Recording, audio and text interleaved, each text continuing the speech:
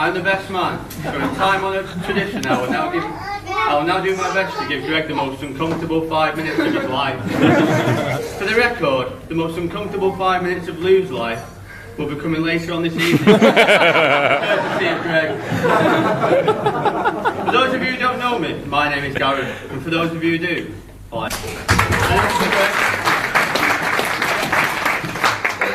And as for Greg, well, what can I say, mate? You've tried your best. In the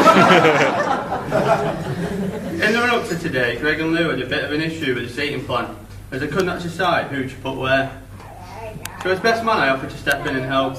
What we finally decided was to use the wedding present list and put those who bought the biggest items nearest the front. So if you can hear me, Devo, back there. Thanks for doing, Glove. Ladies and gentlemen, it takes a strong and intelligent man to realise his dreams and achieve his goals in life and love. A man that is not afraid to live his life to his fullest and embrace what is truly important. But enough about me. I'm here to talk about Greg and Lou. About Greg. Now all the books tell me that I shouldn't just slate him, which makes it difficult. I must tell you all about his good points as well, or so I'm told. Starting from the beginning, Greg was born on the 29th of April 1979.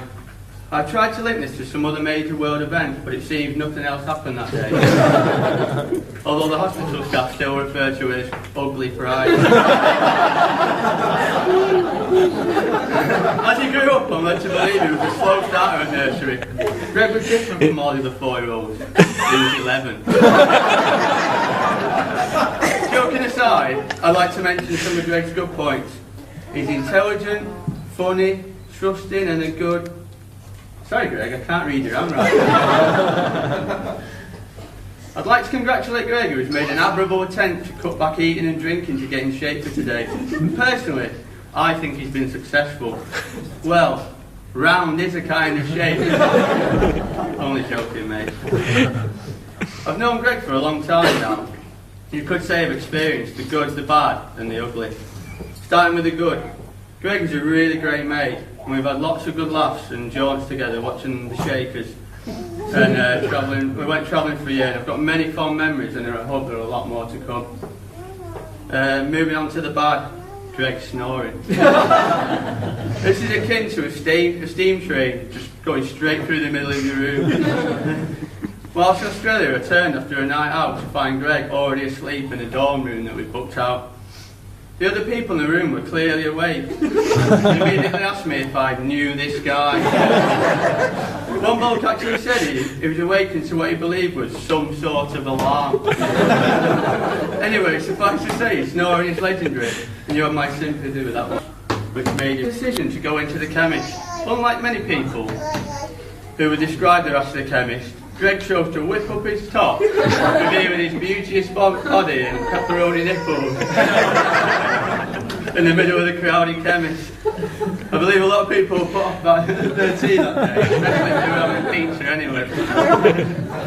I have to say, Greg's look changed when he met Lou. I'm sure you'll agree with me today, gentlemen, that today is a sad day for single men as another beauty leads the available list. And ladies, I'm sure you'll agree that today passes by without much of a reflection.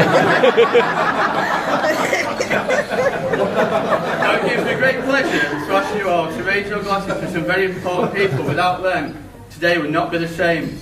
Would you raise your glasses, please? And a toast to the bar staff.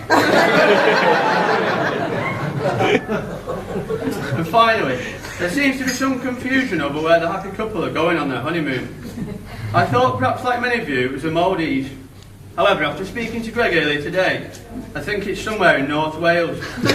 Or at least that's what I thought when he meant when he said he was going to Bangor for the week.